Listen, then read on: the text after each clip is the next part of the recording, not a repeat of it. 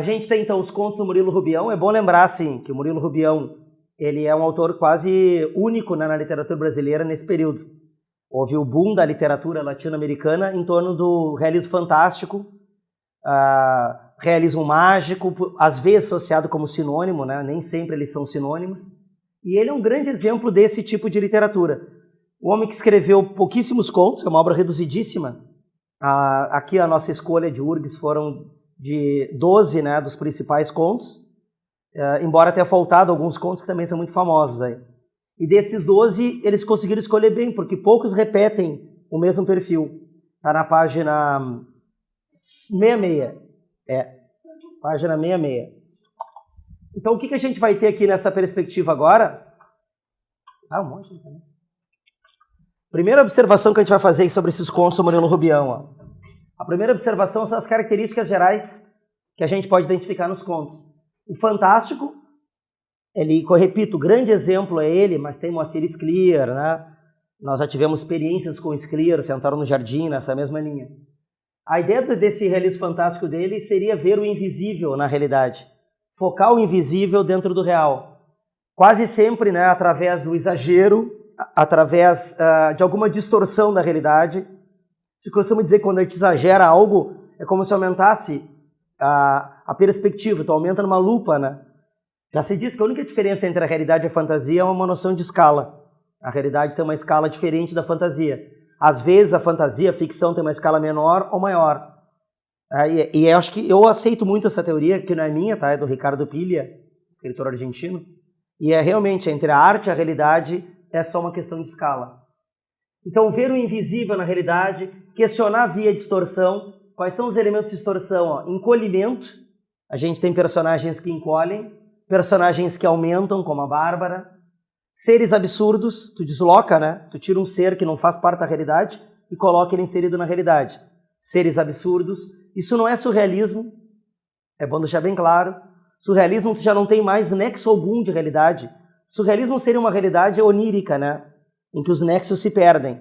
Aqui não, tu tem uma realidade que corre tranquilamente e dentro dela é que são inseridos elementos não reais.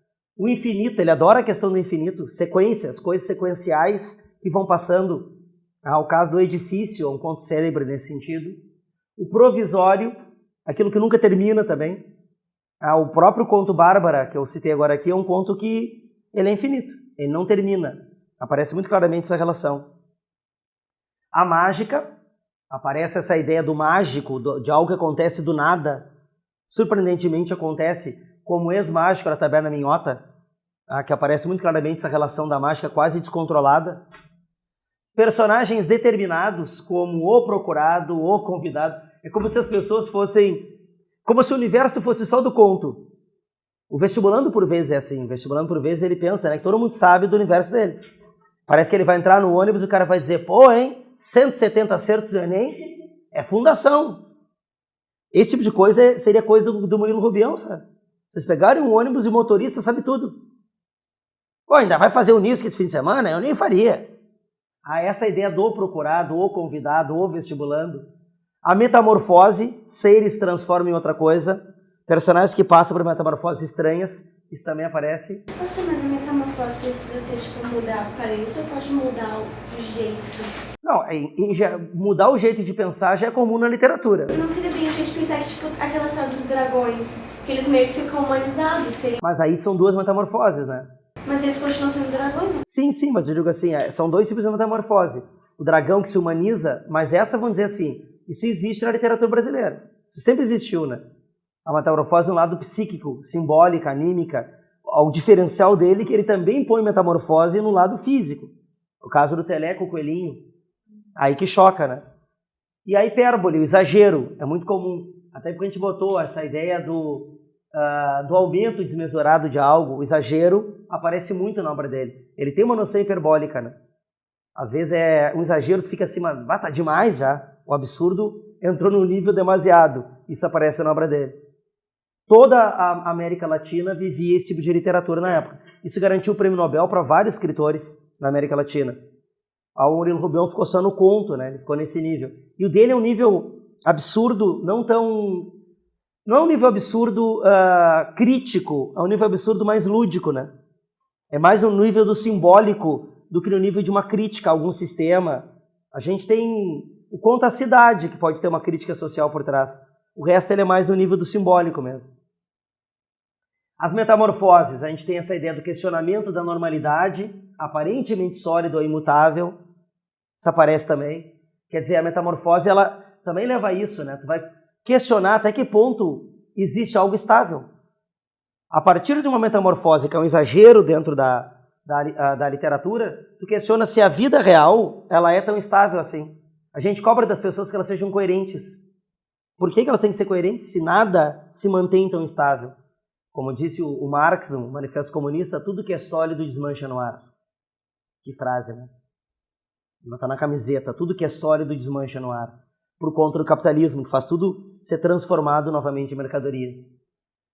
As hipérboles, né, esse exagero como elemento transformador da realidade, nós já citamos. O que é curioso, a aula que o Murilo Rubião nos dá é uma aula de que, para que o conto funcione, para que o absurdo funcione no conto, em geral a linguagem é culta, a linguagem é precisa. O conto é estranho na história que conta, não na linguagem. A linguagem é essencialmente normal. Essa é podemos dizer que é uma teoria que aparece muito no Cortázar, escritor argentino que faz 100 anos esse ano. Cortázar também contava os maiores absurdos num nível de linguagem como se aquilo fosse normal. A frase que aparece lá dos dragões, né, de que o mais estranho não foram os dragões aparecerem na cidade, o mais estranho foi como a gente recebeu. Como assim? Estranho é dragão aparecer. Essa relação tem muito a ver com o teatro do absurdo, que é dos anos 50 também, em que tu tira a hierarquia das coisas. Daqui a pouco, poder calçar uma bota, no caso de uma peça Esperando Godot, de Samuel Beckett, não conseguir calçar uma bota é mais importante do que qualquer outra coisa. Isso aparece também nos contos dele, né? A gente desfoca a importância, a gente tira a hierarquia de importância das coisas e desfoca a realidade.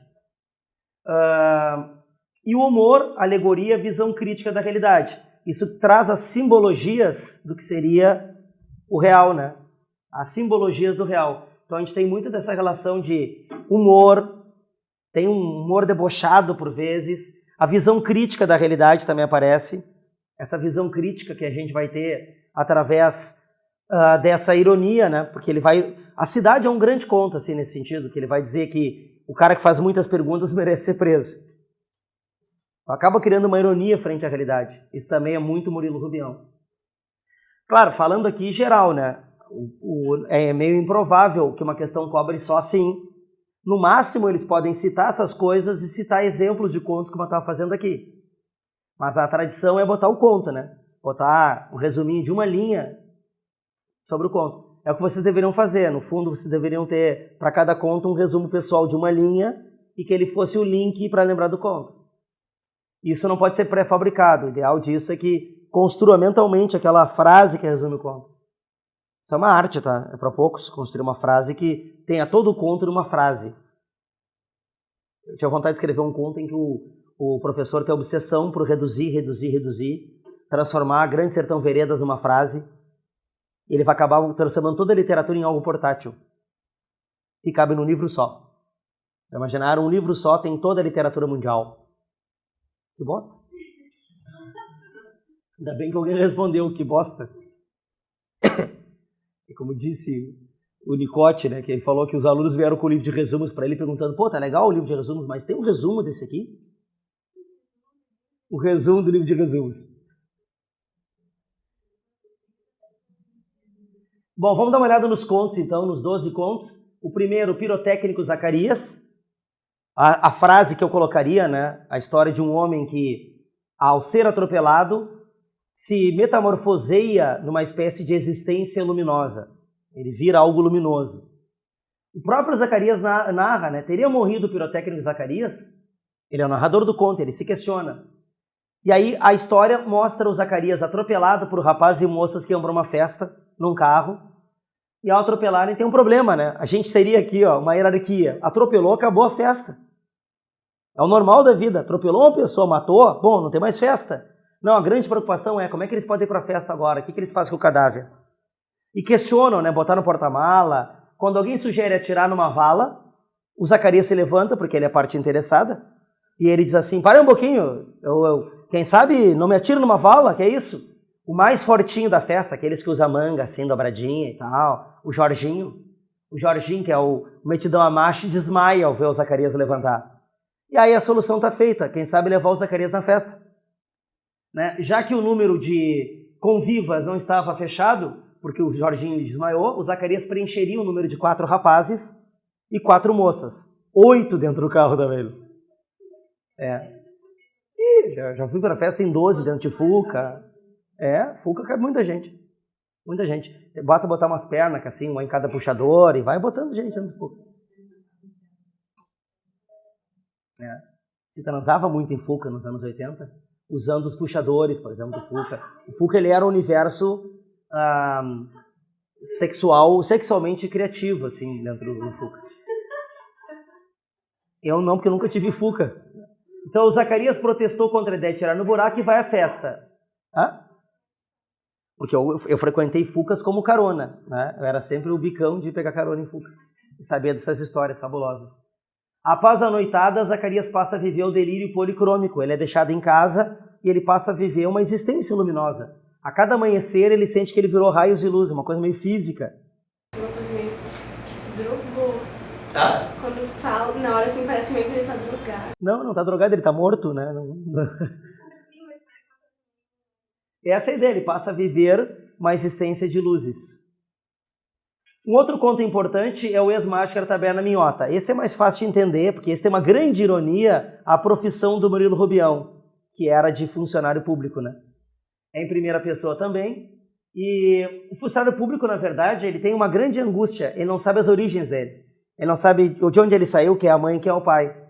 E ele recorda o que ele viveu. Diz que ele surgiu de um ponto que foi mudando, foi aumentando. De repente, surgiu uma pessoa, por um passe de mágica, dentro da Taverna Minhota. E ele tinha uma capacidade muito grande, tá, de tirar da manga várias coisas. Ele surgiu diante de um espelho. E a partir daí ele não parou mais de fazer mágicas. Ia servir na taberna, e o problema é que ele servia comidas que ele tirava da manga. E aí o dono da taberna não tinha lucro, né, porque ele dava comida de graça. Por isso ele foi mandado embora. Acabou trabalhando no Circo Parque Andaluz. E lá no Circo Parque Andaluz ele foi sucesso total.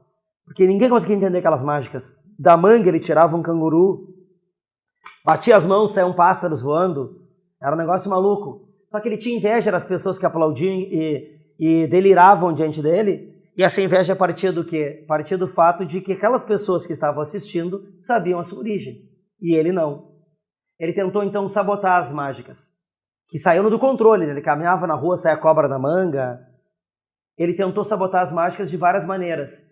Tentou cortar as mãos, só que outras mãos surgiam da manga. Tentou se atirar da montanha, surgiu um paraquedas nas costas. Tentou dar um tiro na própria cabeça, mas o revólver virou um lápis. Ele já não tinha mais controle sobre as mágicas. É aí que ele ouviu essa frase, ouvira de um homem triste que ser funcionário público era suicidar-se aos poucos. Aqui é o Murilo Rubião lamentando, né, o fato de a vida toda ter sido funcionário público. Nós temos uma presente aqui, mas o mundo mudou bastante.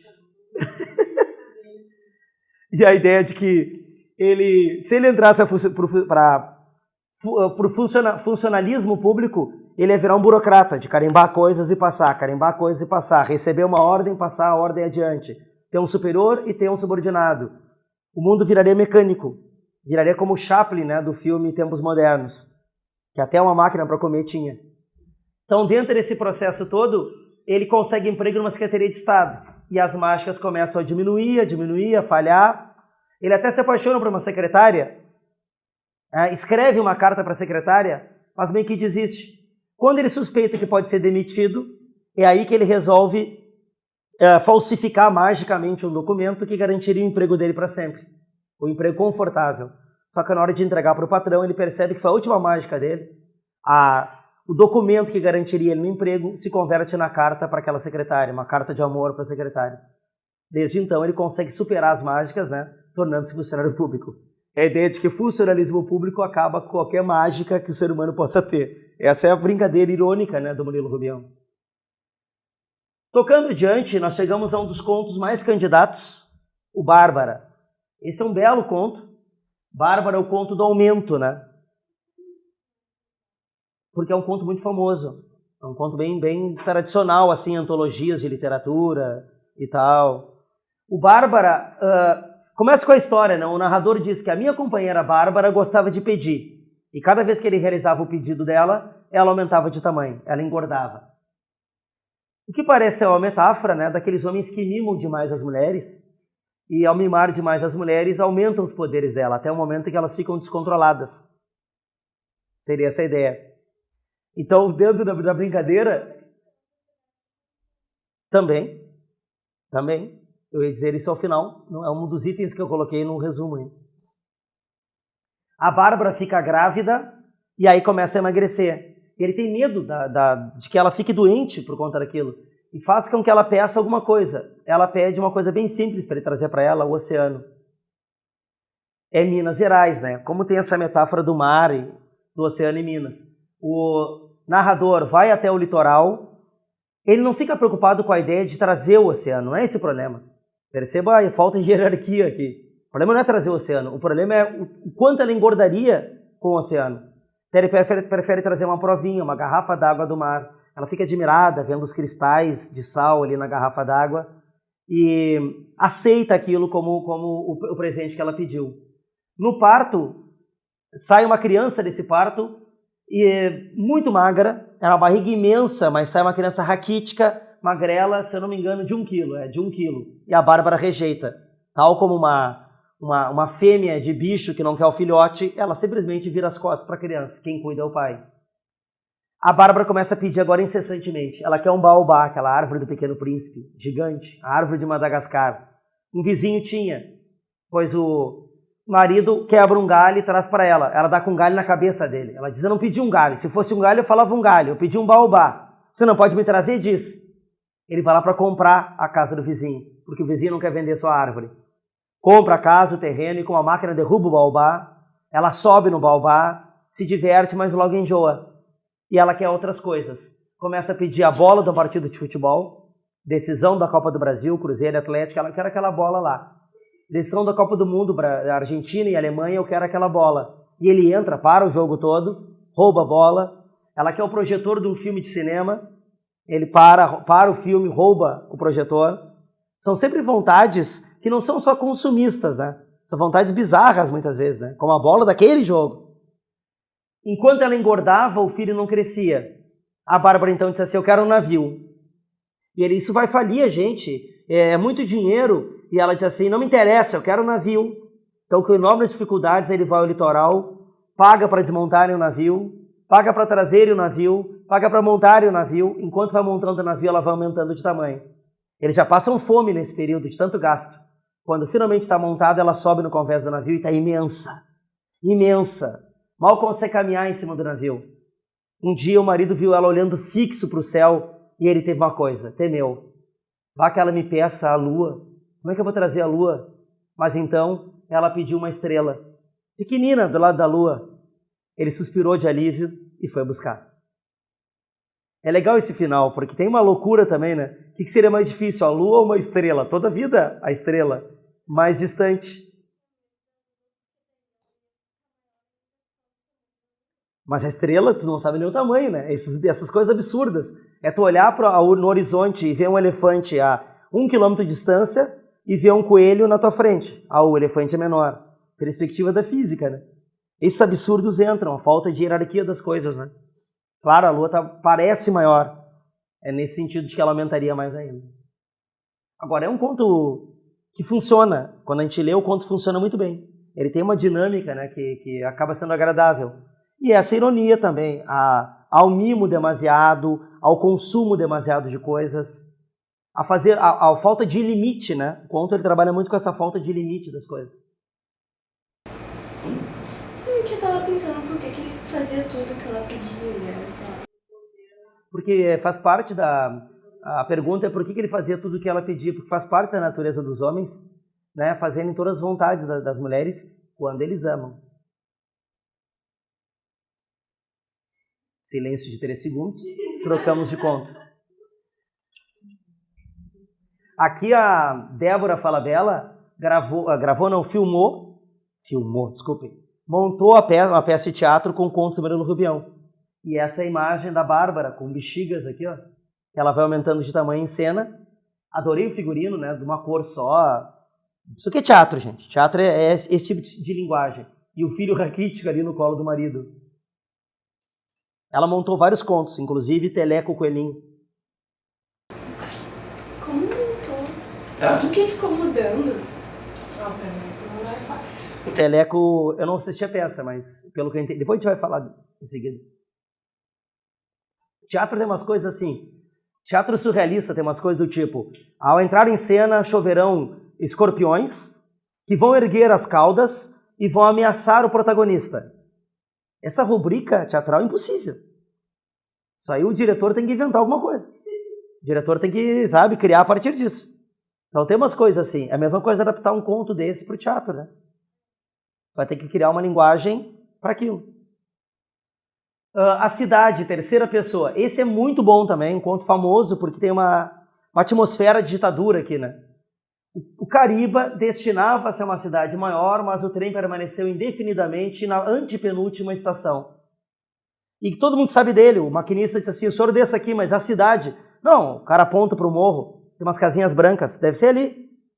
O Caribe, então, sobe o morro. É uma cidade estranha, porque, na verdade, essas casinhas do morro estão todas fechadas. Quando ele termina o morro, ele cai na cidade mesmo. Todas as pessoas olham para ele. Ele pisa na cidade e ele é o estranho. Tem uma atmosfera de desenho animado, assim, nesses contos. E aqui é um exemplo. E lá ele faz uma pergunta, né? Ele pergunta que cidade é essa? Imediatamente é como se soasse uma sirene. Vem a polícia, ele é levado preso porque fez uma pergunta.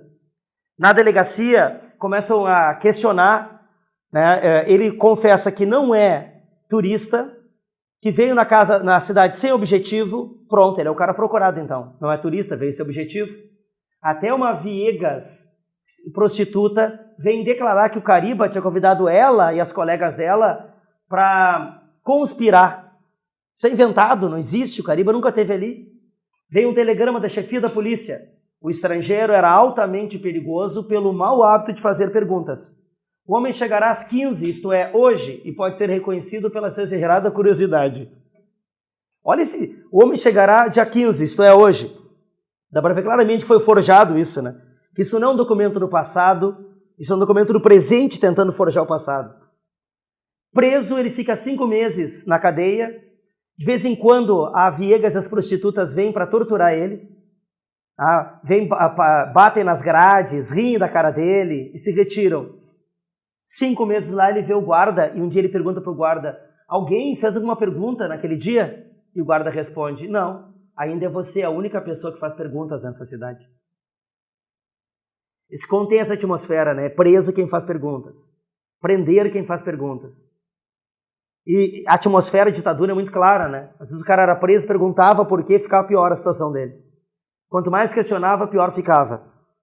Então ele tem essa atmosfera aqui, completamente doida, né? É um mundo... Aqui tu entra numa cidade que é completamente fora do real, né?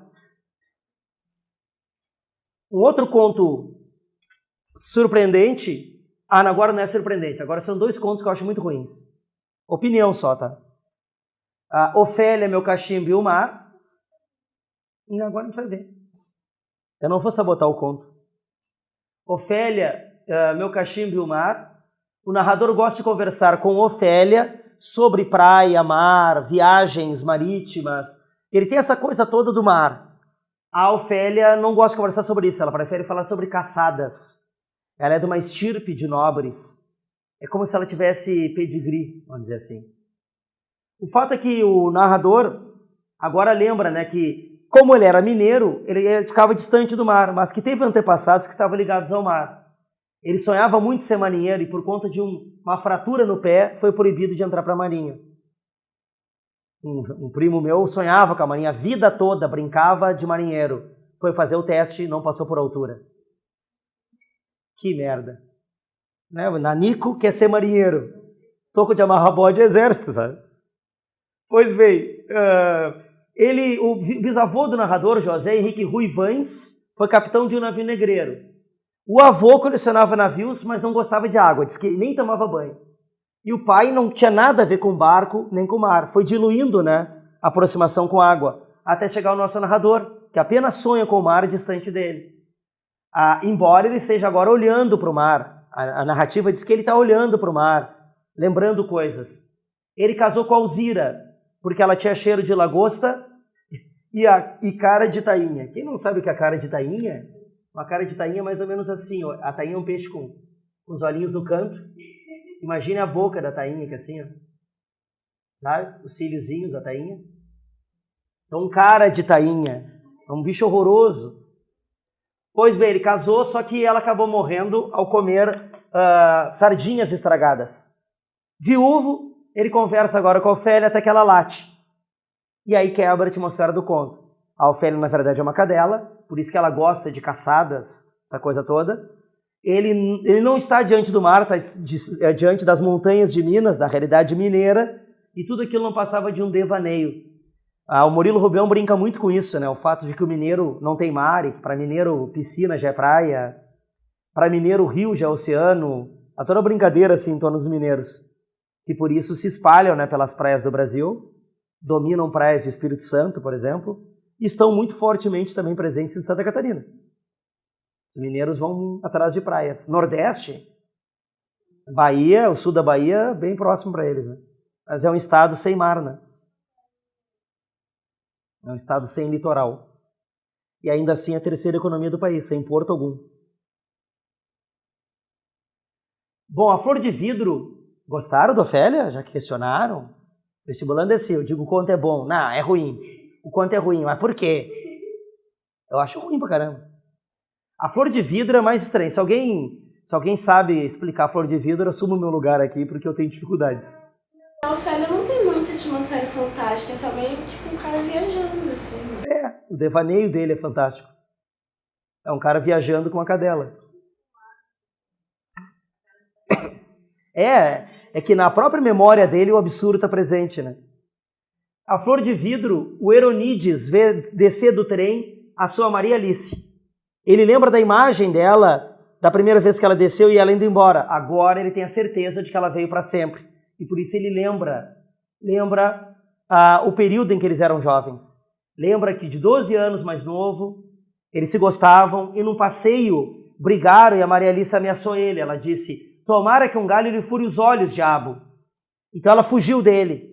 Ela sobe num trem, se manda, e ele, voltando para casa no meio de galhos, um galho veio até o olho dele e furou o olho dele. Agora ele espera ela, com um olho de vidro, a gente imagina, né, um olho branco, a gente imagina que deve ser a flor de vidro com que ele vai receber. A interpretação mais comum entre meus colegas de literatura é que a flor de vidro é também o olho de vidro, é o olho, né, morto com que ele vai receber essa mulher. Triste, né? Malvada. Fala, Morena, por que esse conto é bom?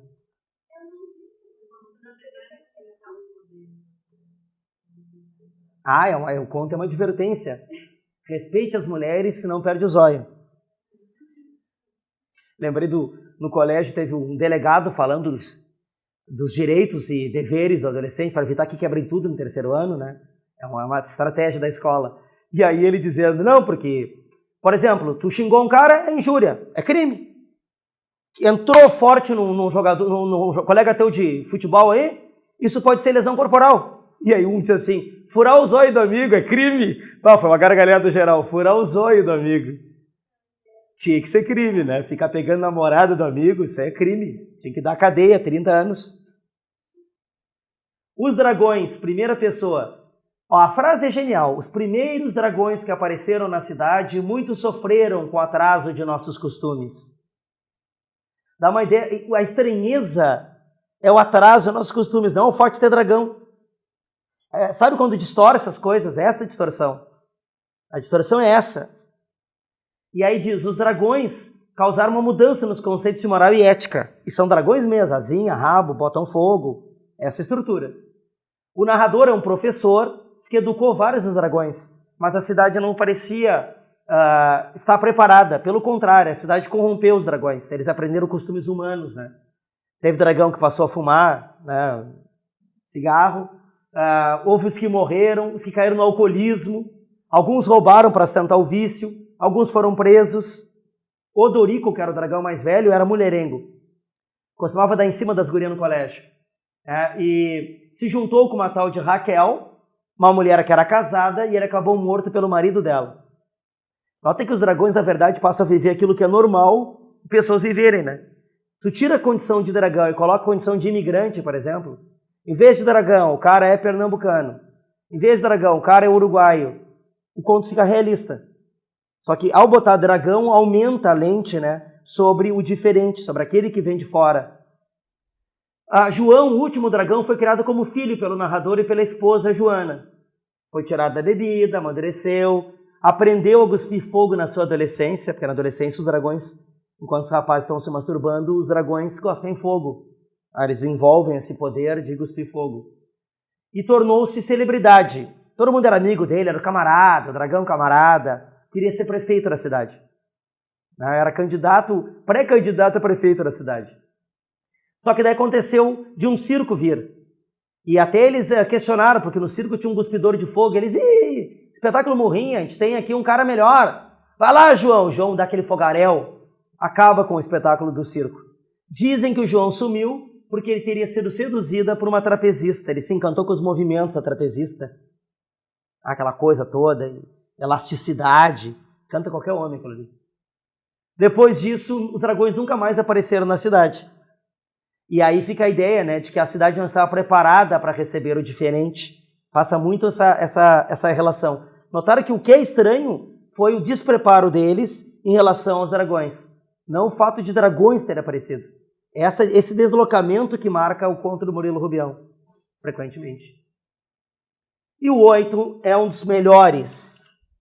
Teleco, o coelhinho. Esse aqui é desenho animado, né? Teleco, o coelhinho. Isso é pós-moderno, sinceramente. Teleco, o coelhinho, o narrador está de frente para o mar, também no bar, e ele está olhando a paisagem e escuta uma voz atrás dele. Ô cara, sai da frente, também quero ver o mar. Ele, esse espiar de merda, vou dar uma porrada num guri desse. Ô cara, sai da frente, aí eu também quero ver o mar. Ele, mas que piá chato. Ô cara, você não vai sair da frente, me dá um cigarro. E aí ele se vira para dar uns tapas, era um coelhinho cinza, orelhas de pé, aquele narizinho faz assim. Sabe, o nariz do coelho faz assim.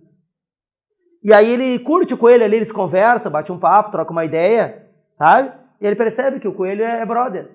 E aí ele fica amigo, pergunta o nome, ele, meu nome é Teleco. E como o coelho não tem onde ir, ele leva o coelho para casa. Aquela parceria, né? Encontrou um cara num bar, não tem onde morar, mora aí. E o Teleco ficou colega dele, né, de casa. E ele descobre que o Teleco era transmórfico. Além de falar, o Teleco se transformava em vários bichos. De bichos grandes, como um elefante, para pulga. Adorava brincar nessa transformação.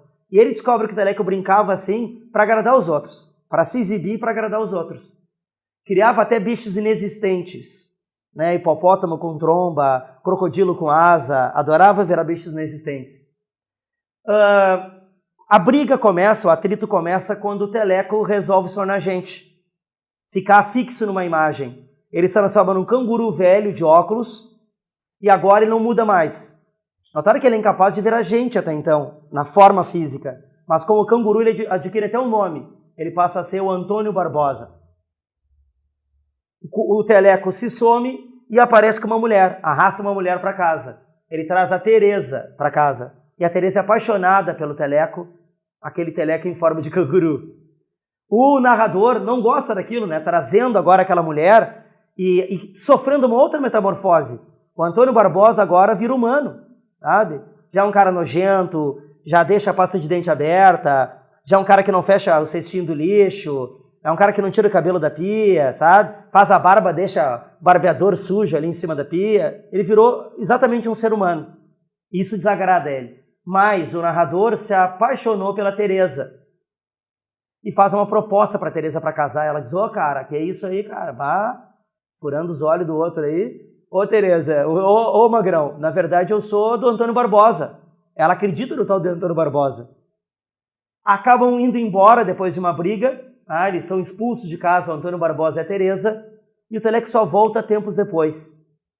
Volta como alguém que caiu no álcool, como alguém que foi abandonado no mundo, teria sofrido as penas de ter amado uma mulher. Notaram aqui, ele resolveu amar uma mulher, mas há consequências drásticas. Tem que estar preparado para amar uma mulher. Ele volta doente, se transformando em vários bichos ao mesmo tempo. É aí que o narrador recolhe ele. Ele não consegue nem explicar, o Teleco, o que a Teresa fez para ele. Às vezes o cara tem dificuldade de dizer o que houve. E aí o narrador recolhe ele no colo, ele está febril, e dorme com ele no colo. Ao acordar, percebi que uma coisa se transformara nos meus braços. No meu colo estava uma criança encardida, sem dentes, morta. A única vez em que o Teleco vira realmente alguém é quando o Teleco acaba morrendo. Então a gente fica pensando, será que Teleco era um coelho? Essa é uma forma de narrar tudo aquilo que o narrador viveu. Se a gente tira a imagem de coelho e é um menino que ele tirou de um bar e levou para casa, todo o processo, na verdade, funciona. Ao colocar coelho, apenas aumenta a nossa visão, né? A escala fica diferente, a gente passa a observar essa relação animalesca até, né? Da evolução do convívio das pessoas. Eu acho esse conto muito legal. O Teleco transformado em canguru, se achando gente. Canguru, uma forma de... A única vez que o Teleco adquire forma humana é quando ele morre no fim. Ele fixa a forma dele. Vamos dizer assim, por que eu sou gente? Porque eu fixei a minha forma. Gente tem a forma fixa. Foi montado, e olha que a imagem que eu tenho. A imagem que eu tenho aqui é essa aqui, ó. Ele como canguru, como Antônio Barbosa. Não é um coelho. Ou é o coelho? É o coelho? Então é o coelho. É que tem várias, eu peguei vários quadros, tem o canguru, o coelho. Notaram que eles botaram uma máscara só. Botaram só a máscara. As mãos do ator estão aqui normais. Notaram a relação que aparece assim? Do teatro? É teatro, gente. Teatro não precisa mudar nada. O ator diz, agora eu sou um canguru. Ele passa a agir como tal, deu. É teatro. Por isso que teatro é arte e cinema virou videogame, efeito especial. Como é que funciona a questão psicológica do livro? Porque tem todos os contos uma leitura que pode ser mais interiorizada. Tipo assim, uma criança não é uma criança, na verdade. Se transforma para agradar. Isso faz a leitura das pessoas também. Então, todos os contos têm essa... Em todos os contos, ele parece que está contando algo sem sentido, né? Mas quando começa a ler nessa profundidade da psique humana, tu enxerga exatamente o quanto nós somos esquisitos. Acho que inverte, né? Tu reverte o quanto o ser humano, na verdade, é esquisito. O quanto, por vezes, nós somos coelhos, cangurus. É essa relação. Acho que quando muda, ele distorce, a gente também passa a olhar diferente para nós. Né? Eu gosto disso. Todos os contos.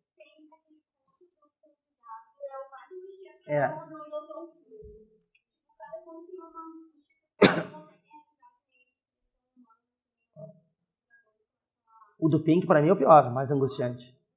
O lodo. Vamos chegar lá já. O edifício mas esse conto é fácil de entender, né? Ele não tem grande, vamos dizer assim, é um conto que vários leitores chegariam à mesma, mais ou menos a uma ideia próxima. É a angústia humana do infinito. Então, nesse aqui, ó, o edifício, eu botei aqui, ele é dividido em 10 partes. Na verdade, existe uma lenda, né, de que o edifício, o maior edifício do mundo, quando chegasse no andar 800, entraria em colapso. O engenheiro João Gaspar foi contratado para continuar o edifício interminável. Ele é levado até um conselho de anciões. E lá dizem para ele, tem que desfazer a lenda, de que o 80º andar é o caos. A advertência é dada para ele. Ele ouve nesse conselho de anciões para tomar cuidado quando chegar ao andar 800. João Gaspar, então, faz uma comissão, redistribui funções.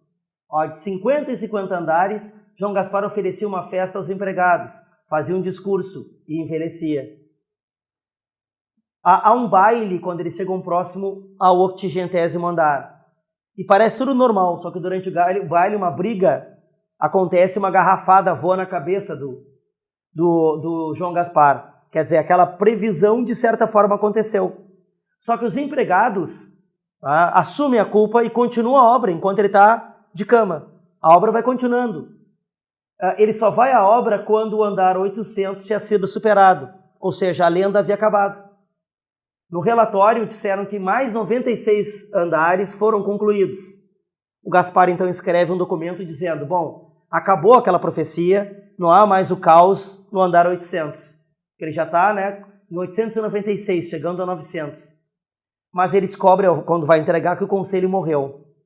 conselho já não existe mais. O edifício continua e as pessoas originais, né, as que deram origem àquilo, elas já morreram. Gaspar vai perdendo entusiasmo, que sentido tinha continuar um edifício interminável? Ele tenta parar a obra, mas os funcionários parecem não escutar e continuam a empilhar tijolo, botar massa, empilhar tijolo e botar massa. Num desespero, ele demite todo mundo. O pessoal sai do trabalho, vai trabalhar fora, mas à noite, em tempo extra e no fim de semana, volta ao edifício para continuar o edifício. E o edifício não para, e não para, e não para. Pessoas sem pagamento e sem emprego estão trabalhando no edifício. Com os funcionários esgotados, ele pensa, esses caras morrerão também, perderão a saúde, haverá acidente de trabalho e acabarão os funcionários. Só que outros de outras cidades vêm e se alistam no trabalho e o mutirão em prol desse edifício infinito continua. O João Gaspar faz um discurso, então, para eles entenderem que tinham que parar o edifício já. E nesse discurso, ele fala tecnicamente das coisas, empolga todo mundo faz o sinal de que está entendendo.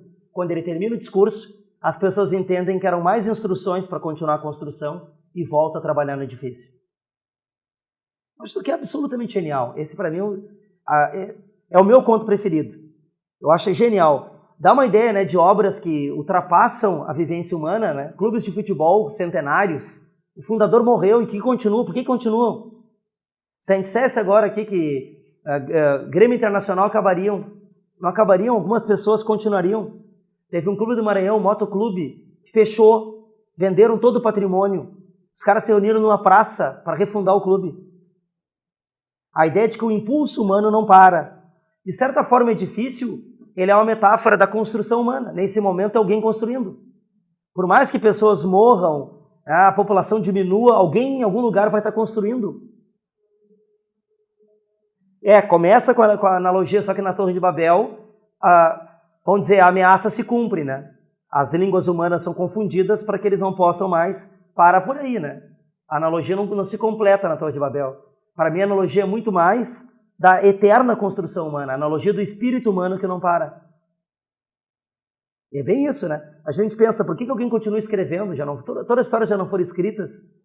Como se ele estivesse sempre tentando chegar ao topo, mas o topo nunca chega. O topo não chega, e não é ele não pode impedir. Tu não pode travar o impulso humano. Há uma relação do impulso humano de construir, né? Sem entender por que está construindo aquilo, né? É uma coisa que ele tenta muito descobrir a razão daquele edifício, mas ele nunca...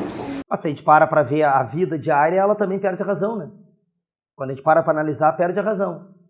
A gente está construindo algo coletivamente, a humanidade. É muito legal esse conto. Ele tem uma amplitude quando a gente vai abrir. Eu acho esse conto fabuloso.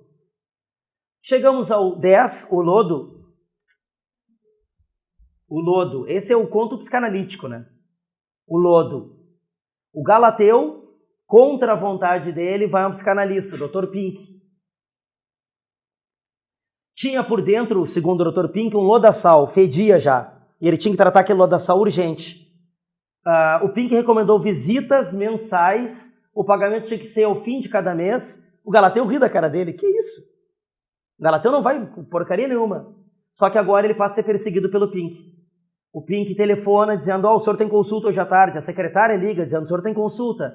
E ele sempre fura a consulta, não vai. E ela liga, remarcamos sua consulta. E ele nunca vai, nunca vai. O tempo todo ele é cobrado por essas coisas, sofre comentários, né? O Dr. Pink dizendo, olha, o lodaçal está aumentando, o senhor está fedendo mais, o senhor precisa tratar esse lodaçal. Só que daí a outra perseguição que ele passa a viver é mais cruel. Sonho, né? Isso aí é freudiano, sonho. No sonho ele passa a ter uma sensação ruim de que estão pressionando o peito dele a irmã Epsila e o Dr. Pink. E pior, ele acorda com os mamilos assados, como se alguém tivesse realmente esfregado o peito dele e a roupa tivesse machucado o mamilo. Ele passa pomada, tenta se tratar, fica pior a situação dele, dorme mal, acorda com mamilos feridos, então recebe uma cobrança judicial. O Dr. Pink cobrava os honorários. Ele vai para a justiça e perde o carro para o Dr. Pink, já que ele marcou as consultas e não foi. O pior acontece quando ele recebe a visita da irmã Epsila e do sobrinho Zeus, o menino que chamava ele de pai. E isso é um detalhe importante. O menino que o chamava de pai. Ele diz que é um menino com problemas mentais, né, que trata ele como pai. Ele está cada vez pior, ele já toma morfina para aguentar as dores. e a Psila corta as morfinas. Ele está padecendo na cama até que ele implora que venha o Dr. Pink. O Dr. Pink aparece, sente que o quarto fedia podre, e então traz pomada, trata os mamilos dele e com a ajuda da Psila passa a cuidar de Galateu.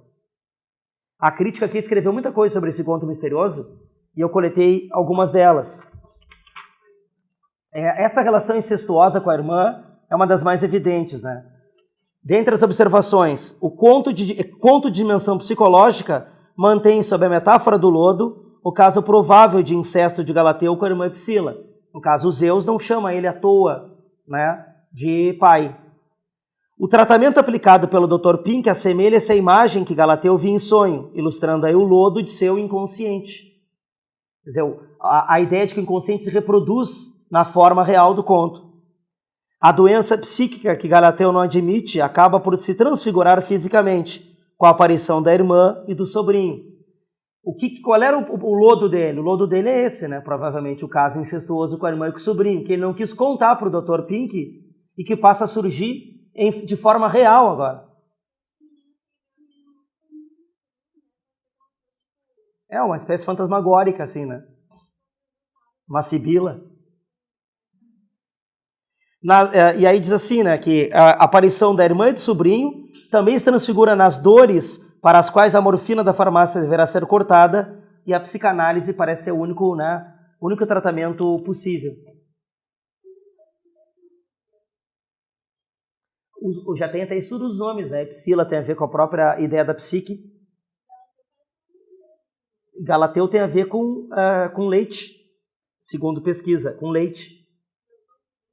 Porque daí tem a ideia, né, de a relação familiar aí.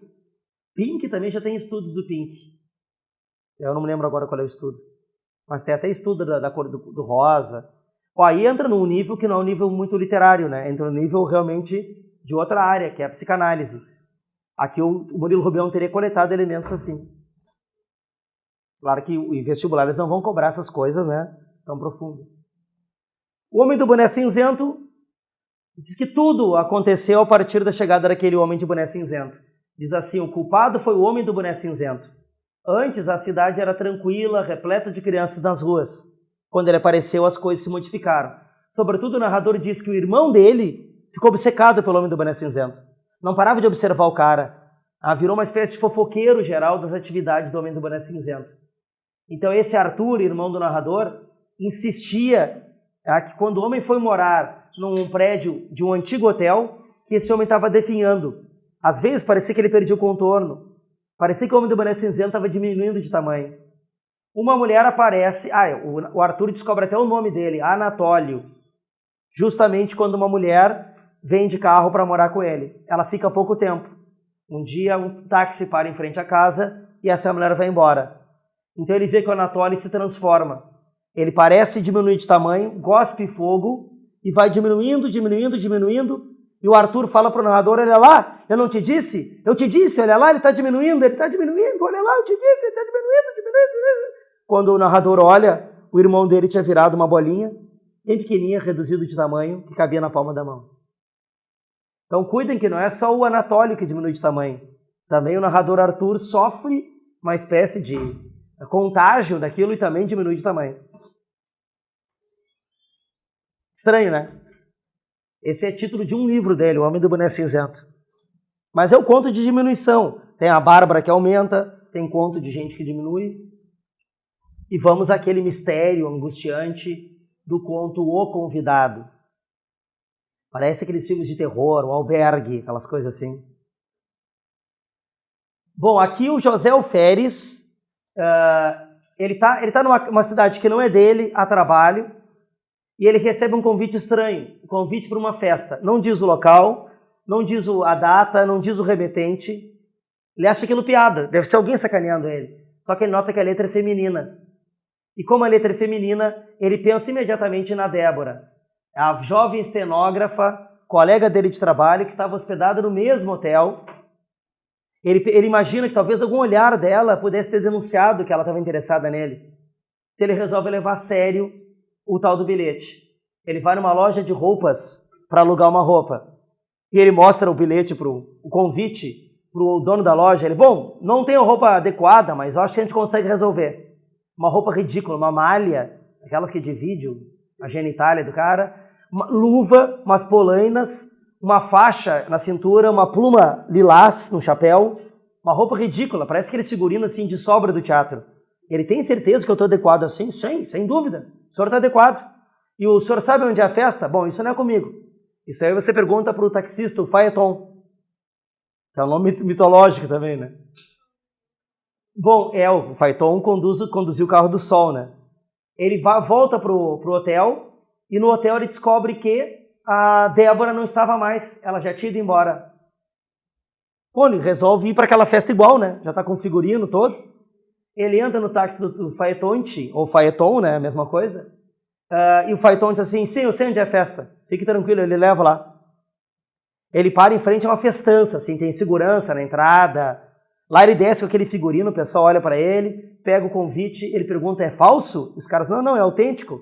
Nossa única dúvida é que o senhor vestido assim talvez seja confundido com o nosso homenageado. Mas faz assim, o senhor vai entrando e a gente vai atrás desfazendo o equívoco. Ele vai entrando na festa, todo mundo, e atrás vai o segurança, não é ele, é uma confusão, tá? Não é ele ainda, vão desfazendo o equívoco. É uma festa daquelas assim colossais, eu já participei de uma festa assim algum dia. Aquelas de jardim, tem ambientes, garçom para todo lado servindo coisas. Aqui tem uma orquestra, num outro ambiente uma banda de rock, sabe? Uma festa, todo mundo bem vestido. E lá o pessoal recebe ele muito bem. Ele acaba numa roda de pessoas que estão conversando sobre cavalos de hipismo, cavalos de raça, e não entende nada daquilo. Absolutamente nada. Ele se desloca, vai para um outro canto da festa. De repente uma mulher linda aparece, com um vestido com uma racha assim, e ela está de lado, ela olha para ele e fica contente e vem em direção a ele. Como se conhecesse já, como se fosse natural aquela relação ali.